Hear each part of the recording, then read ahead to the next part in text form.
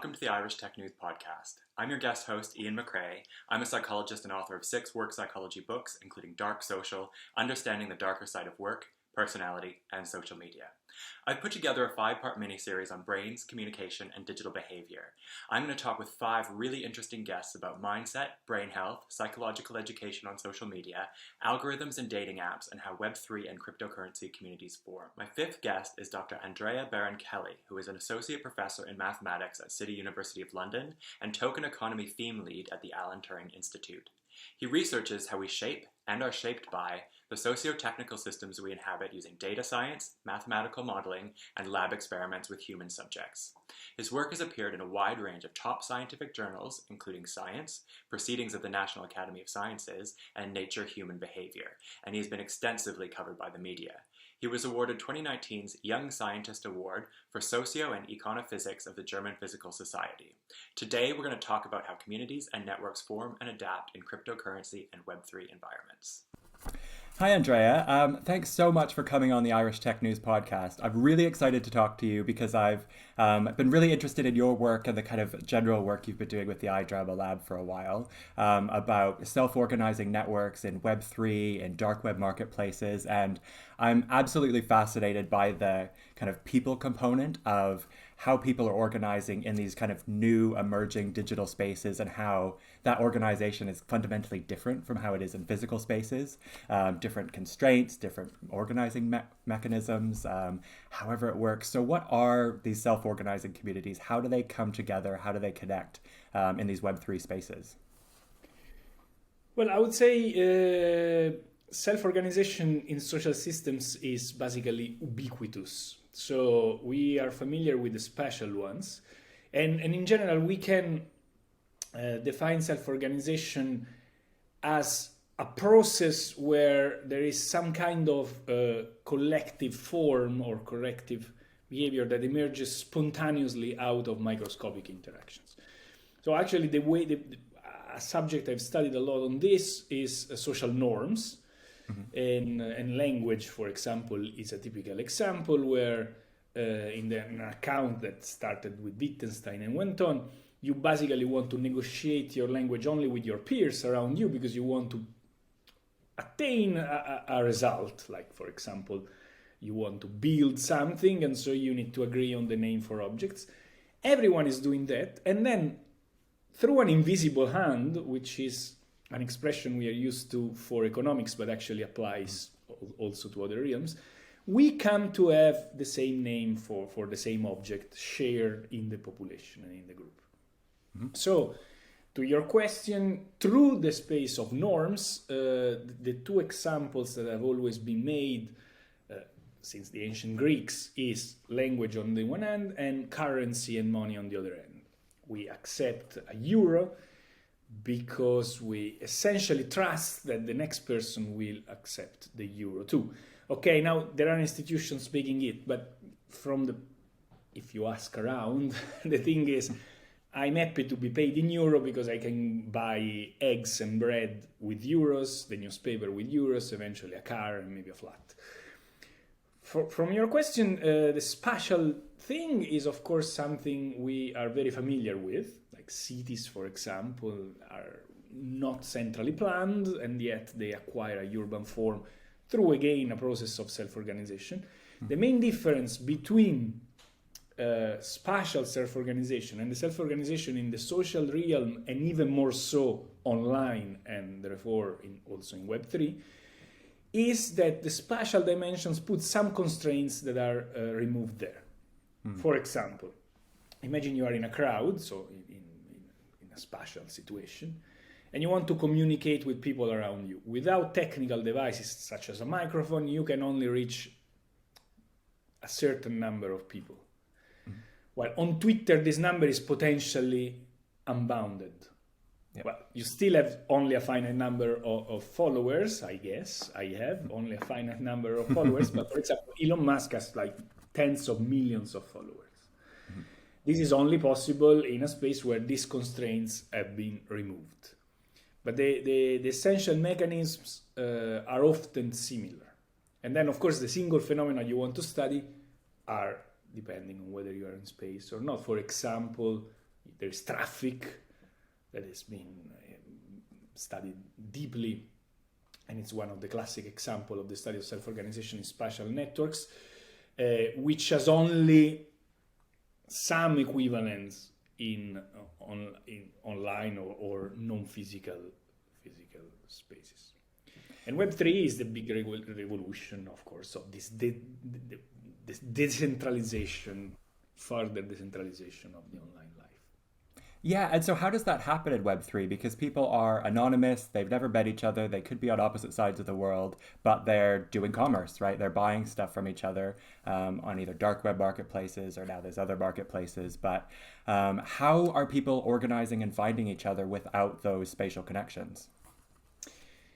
So this is a very interesting question. I would say there is not an agreed upon answer on that. Okay. The typical thing that is used to describe Web 1, Web 2, and Web 3 is in Web 1 you read, in Web 2 you read and write, so social networks, with a major centralization though. Probably you're too young, I'm not. And I remember when I was graduating at the university, different research groups were running their own server of email. This has completely gone away. Now we use Gmail or whatever, essentially Gmail, but or other services. And Web3 is you read, you write, and you own. So there is this concept of property. For how people find one another, well, I think one essential component is that Web 2 is there. Mm-hmm. So, for example, Facebook enabled communities to form, was crucial for this. You are born and living in a small village somewhere remote in the countryside of any country, and you have some interests that you probably are not even too much aware of having to an extent.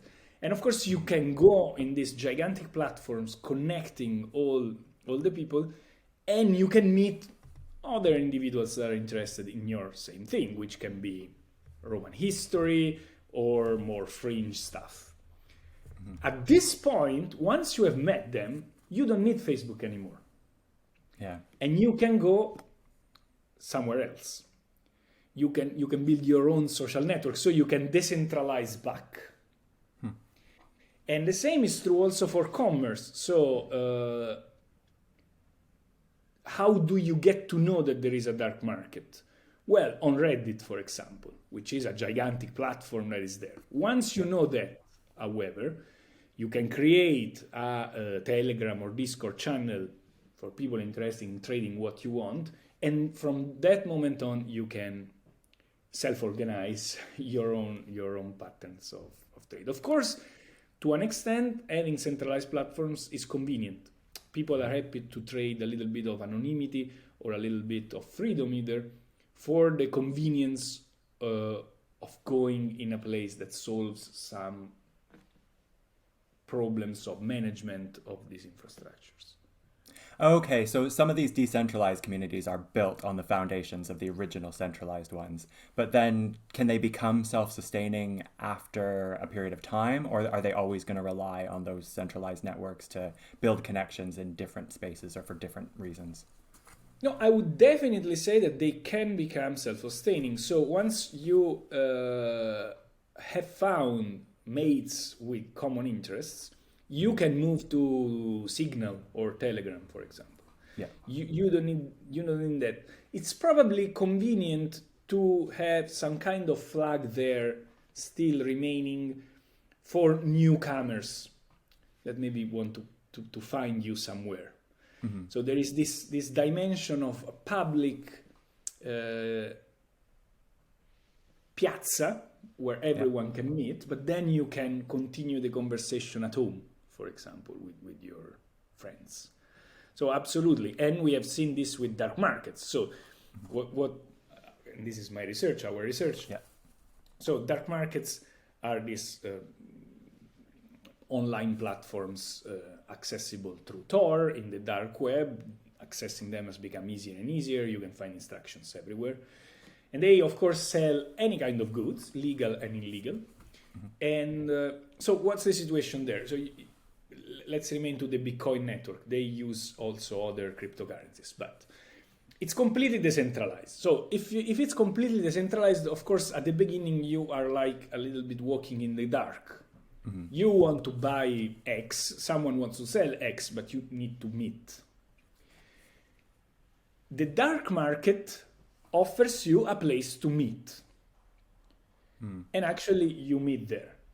Then what our research shows is, first of all, that dark markets are very flexible and they form an ecosystem. So at any point in time, there is one big dark market, but if that gets shut down, users migrate swiftly to the same other alternative. So recreate in 48 hours the same experience.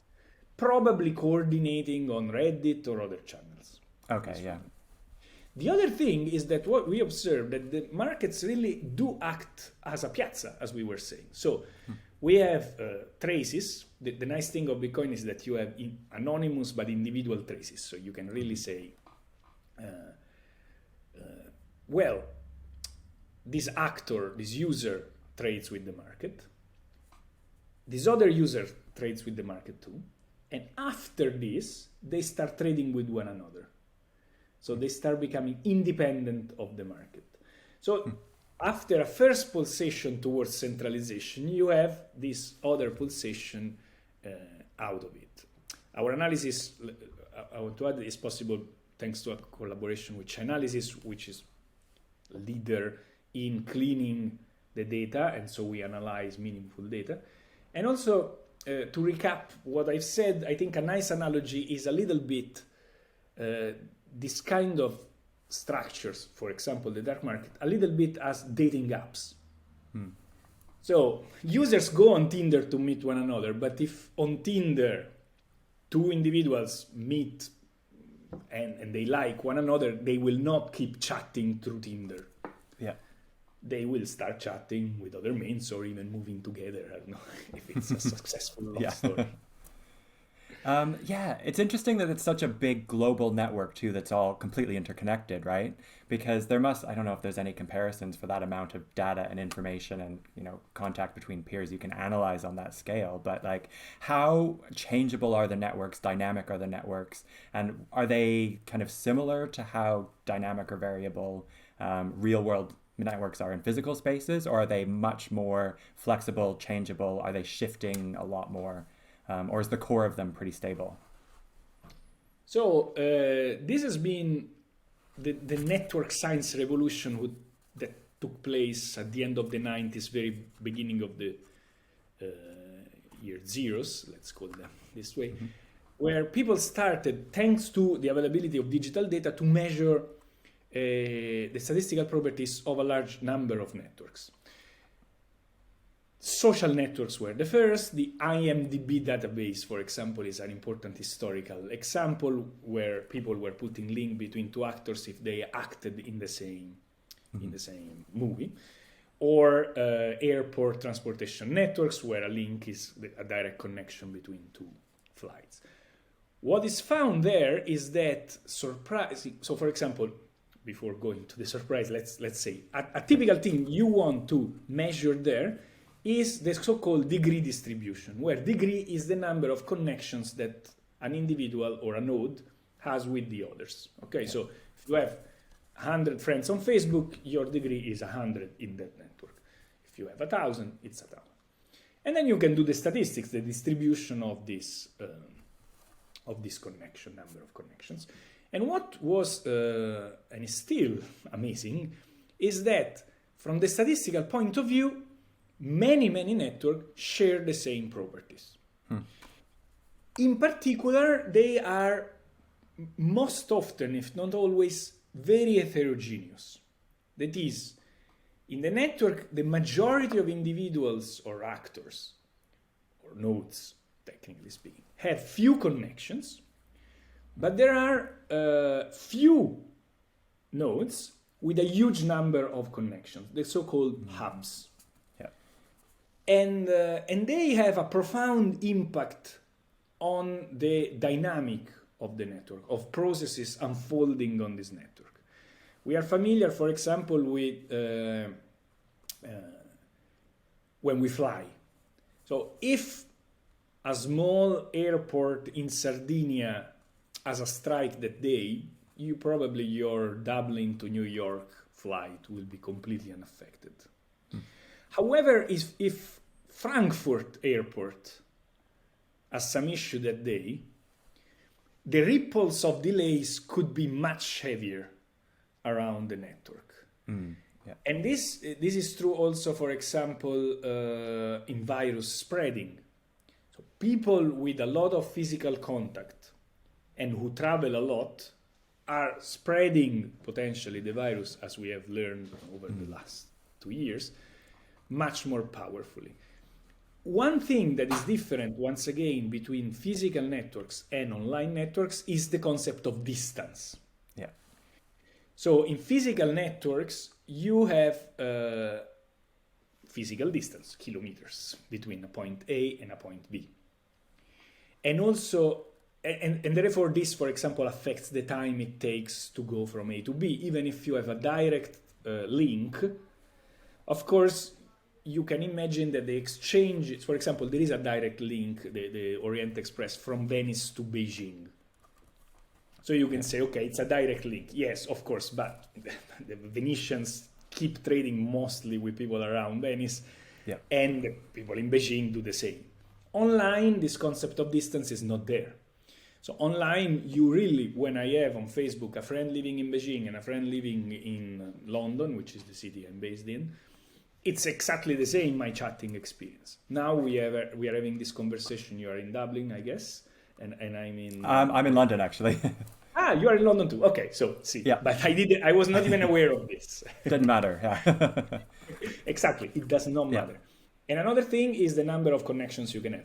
So as a crossing between streets, okay, the typical one is a crossing, but you can have some more complex situations, but you will never have the equivalent of Heathrow that has thousands of direct connections to other points. There is no railway station that is the equivalent of Heathrow, because that's not embedded in the surface, it's in 3 dimensions. And if you scale up in infinite dimensions, or in any case, in non-constrained situations like Facebook, it gets more complicated. Mm-hmm. So, so really these networks aren't fundamentally different than any other kind of social networks that we'd be familiar with. They follow the same patterns. They've got key hubs. They've got leaders or influencers or kind of key people in the network who spread a lot of information or a lot of contact or can bridge other connections, right? So, okay, that's interesting that they're not that different. So what are other constraints that are in the Web3 space that would limit those interactions or those connections? No, so on what you say, we have a paper which is not peer-reviewed, but it's a preprint, where we ask ourselves exactly this question. That is, we have the data from dark markets. Mm-hmm. So by data by dark markets, I mean there is the market and we have the transactions that users do with the market. Of course, we don't know what they're buying, but we know the money they are moving, for example. Mm-hmm. And then we partner it with a large online platform that we cannot disclose, but it's one of the big ones that we are familiar with, and I will enumerate a number so that you get a sense. There is Amazon, there is eBay, there is this kind of large platforms. And we have fully anonymized data also from there. And we compare the statistical properties of these 2 different, apparently very different networks. And it turns out that they are remarkably similar, both in terms of static properties of the aggregated network. So, for example, how many connections, and also on temporal properties. So, how often a user tends to interact with the platform. And also from the point of view of user behavior in, for example, what's the distribution of the amounts users spend? Of course, the typical user tend to do small purchases more often than large purchases. And this is intuitive. It's the same on the dark web and in the legal economy. at least measured through this platform.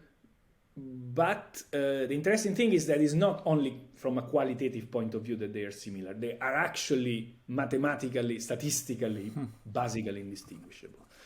So, and this is a common lesson in complex systems. Very often the self-organized property, the emerging property, does not depend too closely on the details of the microscopic interactions.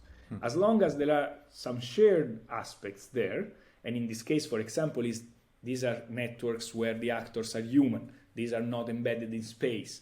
They go through online space. The income of the actors is probably similar in the two cases. Then the individual behavior, when aggregated, tend to generate the same overall pattern. So from this point of view, there is no big difference. What is very different, of course, is the aspect of, for example, ownership. So the platforms we were enumerated are owned by a single person. So they depend massively, they are centralized in the sense that they depend massively on the decisions of the board of the company. Yeah. They can impose fees, for example, if they wanted to, or do discounts. They could, in theory, from the top, decide that certain goods are not to be sold. Actually, they are even very basically subject to law, so there are goods that they cannot sell. The decentralized web3 is much more bottom-up built. So there is nobody caring about what you sell. Of course, this is a problem. Yeah. However, for example, it's more resilient. So we don't have an immediate alternative to some of the big platforms we are used to. On that space, if the main dark web is shut down today, and we have a series of historical events that prove this, the system would reorganize itself very, very quickly, you adopting another platform. It's open source and so on and so forth. Yeah, and I'm really interested in how these systems are so resilient, because dark web marketplaces, there's a lot of barriers to them, right? Obviously the legal ones, administrative ones, the technology ones, like it's relatively easy to get onto the dark web if you've got a decent technical knowledge, but it's not that easy for most people. So the barriers to getting on them and the barriers to that organization are really significant compared to traditional legal clear web marketplaces. So what are the factors that make them so resilient? And is there anything that we can learn from those factors to make our own systems more resilient, whether we're talking about our own networks, organizations, social organizations, groups? Is there anything that we can take from that would be really useful, or we can apply from that? So this question is exactly the question we asked when we set out to study dark web markets. So dark web markets historically have been shut down by law enforcing agencies, or even have decided to shut down by the owners as a scam. Yeah. Taking all the money that was in their custody for a few hours, which can be a lot of money. Of course, furthermore, there is not only the technical barrier, but there is also no legal protection. So if you get scammed on an online platform, you can go to the police and say, hey, look, I purchased this, I paid with my credit card, and I never got the thing. And this has happened twice, so I suspect that if you're buying something on the dark web, it's difficult to argue that you can go to the law enforcement agency. And so what we found is exactly the combination of these two things that make them so resilient. One is the coexistence of several alternatives at any point. So at any point in time, there is always one that is very big, and others that are lamer, not very used in that moment. And so you could say, why are they there? Okay. What happens is that the second aspect is the social dynamics. What we have observed over and over is that when one is shut down for any reason, users migrate in a quite coordinated fashion. So they don't disperse among the alternatives. They tend to go mostly, not 100%, but mostly to the same alternative. So they immediately recreate this advantage of having one meeting point, which is convenient. So it's the ecosystem dimension. What can we learn? I think we can learn that we do need alternatives, even if they appear to be hugely suboptimal. Okay, so interesting. we massively rely on Google, for example. Especially in Europe, but everywhere, Google is by far the most used search engine. So what's the value of the others? No, the value of the others is absolutely crucial because Google is a private company and you never know what might happen. And it's very important to have an alternative. If I can make an analogy, there was, I think 1 year ago, more or less, a problem with WhatsApp. WhatsApp was out for 8 hours, more or less. And well, I'm Italian, I live in London, so I have many contacts in Italy, of course. I've traveled before, so also in other countries. And of course, communicating with them would have been a little bit problematic because, okay, in London, I can text also in Italy, but you need to pay more. Imagine WhatsApp never came back. However, what happened at that point is that many of us discovered other platforms like Signal or Telegram, for example, chiefly. Now, an experience that I have and that I have with many other friends, I notice, is that now we are on these platforms. We don't actually use, well, I'm a big fan of Signal, but that's me. But for example, I don't actively use Telegram, essentially. However, this time, if WhatsApp had a problem, I would have all my contacts on Telegram.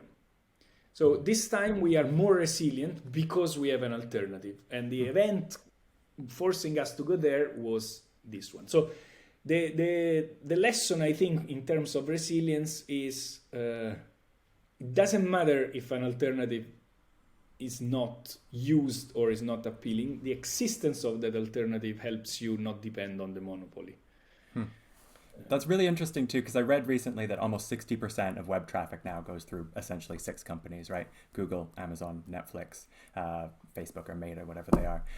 But it's interesting from that perspective that so much of that traffic is all going through a couple choke points, essentially, right? So what you're saying is that if it's a business or a government or a social organization, there needs to be backup plans. You need to have other communication channels because basically every business, every communication network relies on that digital communication infrastructure. We can't just go down the street and generally talk to people necessarily if they're these kind of wide dispersed global networks. So, okay, that's really interesting. So both from an individual perspective, being more resilient means having access to alternative communication channels or platforms or networks, but also the larger networks have alternative channels to fall back on.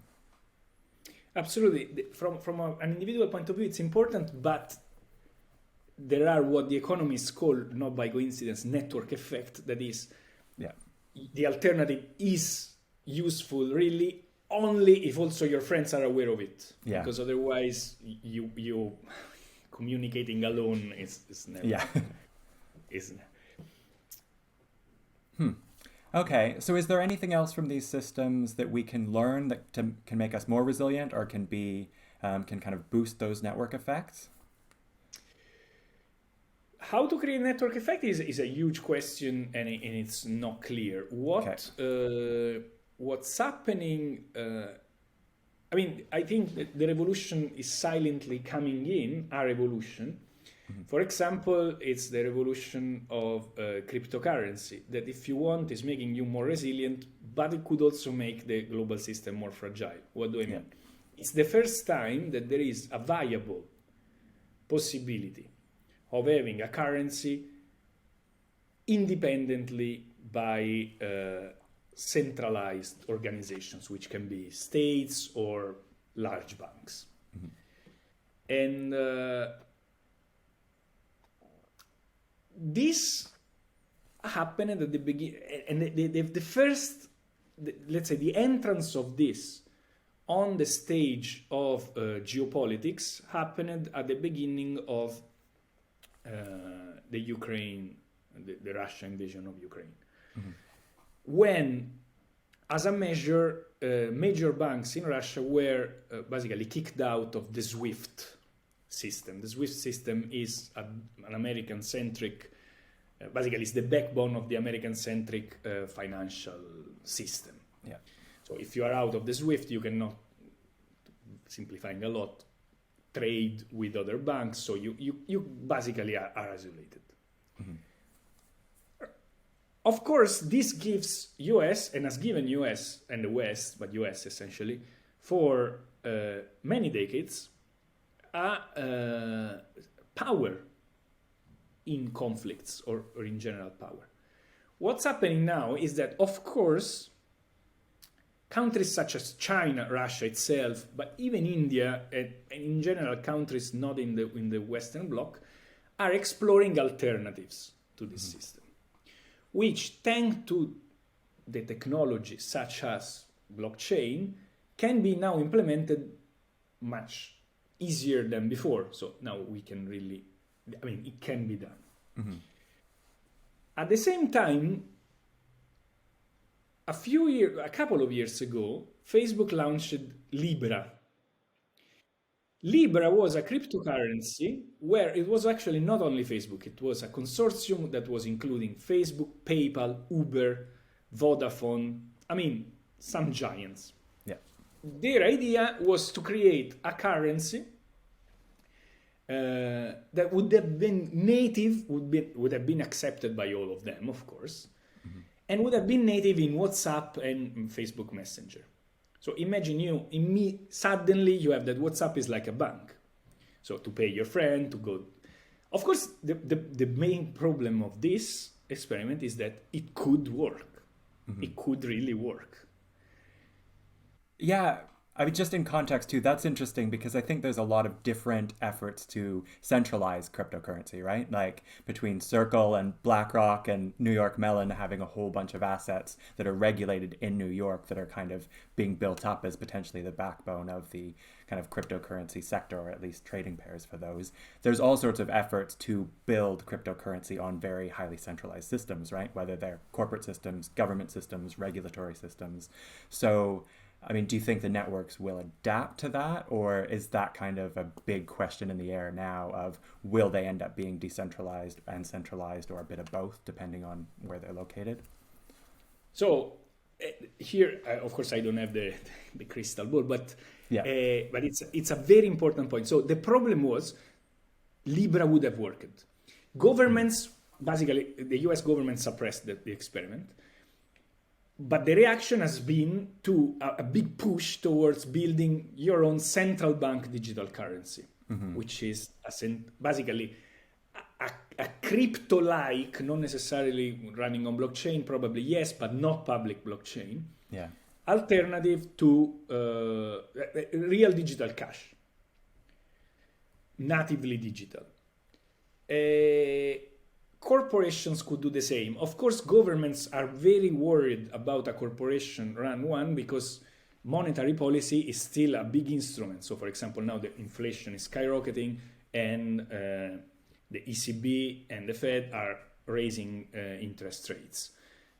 They can raise interest rates because they have their own currency, but otherwise you cannot do that. Now, on this, there is, I think, however, to go to your question, will the network adapt? We still don't know the rule of the game of central bank digital currencies. We know that most countries are experimenting with that. China is more advanced than other countries. What I think it's very important to stress is that potentially this radically changes the relationship between citizens and states.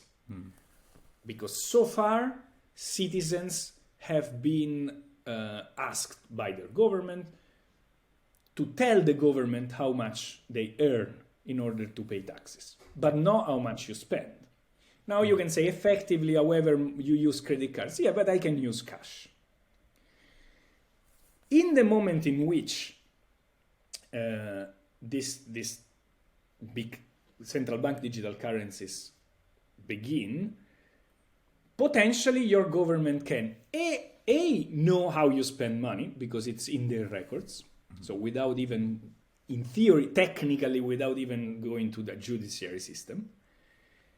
And second, even more interestingly, they can program the money 2 days ago, the candidate mayor of New York, I think, or maybe New York State, I don't know, I don't remember exactly, but in any case, they said, well, it would make a lot of sense to program the money for benefits. So I give you money, but you can spend that money only to buy food, not to buy what I govern or judge not nice. Anything on the dark web marketplaces. Well, that's okay. That's a bit extreme, but Yeah. of course, at the beginning, these currencies will coexist with cash. But if it's one thing we have seen, and the pandemic helped us see even better, is that everything is going digital. So my point, if there is one message I want to give now, I try to give to everyone, is that what I find really disturbing and is the total lack of a public debate on this. Mm-hmm. And this is something we argue with two colleagues I want to name here, Alex Teitelbaum in Oxford and Anna Laburda in NYU. We have written a piece that should appear soon. We are in a moment in which decisions will be taken that will affect our civil rights for decades. Mm-hmm. And this is absolutely absent from any public debate, often even from parliaments. So even parliaments these are technical decisions, seen as technical decisions, but they are not purely technical. And sorry for this. No, it's really interesting.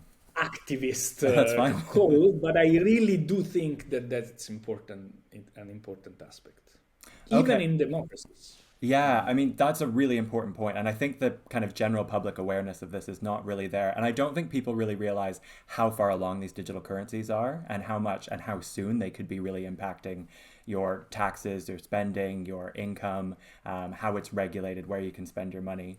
Sorry, I maybe went a little bit off track with the central bank digital currency, but it's something I really care about. And I do think it's important. No, that's fine. I think it's a fascinating topic, so I'm glad you raised it because it's a really nice kind of segue into all of the social issues that do matter, right? Because it does fundamentally affect how we're interacting, how we're doing commerce, how our businesses work, how our taxes work, all of that. So, it could have quite profound implications. I think so, a little bit, unfortunately, and I don't accept I mean the answer that you read, okay, but they will not substitute cash. It's just yet another tool. It's true, but the slope is slippery. And on the other hand, they could have benefits. For example, for banking the unbanked. Mm-hmm. If they remove the need for a bank account, they can be good. And of course, the transactions cannot be fully anonymous, because otherwise money laundering and all kind of horrendous things would become too easy. However, there need to be some kind of measures, and there are proposals like a thresholding on the transactions, for example, or also for how long the data would be stored, etc. Yeah, and I mean, I think it would really accelerate that really quickly if they had a system where your cash was worth one amount, but you got a 10% discount on everything. That if you use central bank digital currency, right, that would accelerate it immediately. It would theoretically maybe counteract the effects of inflation, but it could also make it go off the charts for having two parallel financial systems, one that was centralized based on full digital control of a currency versus cash, which was effectively inflated to being meaningless. So there's all sorts of ways with monetary policy you could make the switch happen almost within a couple of years.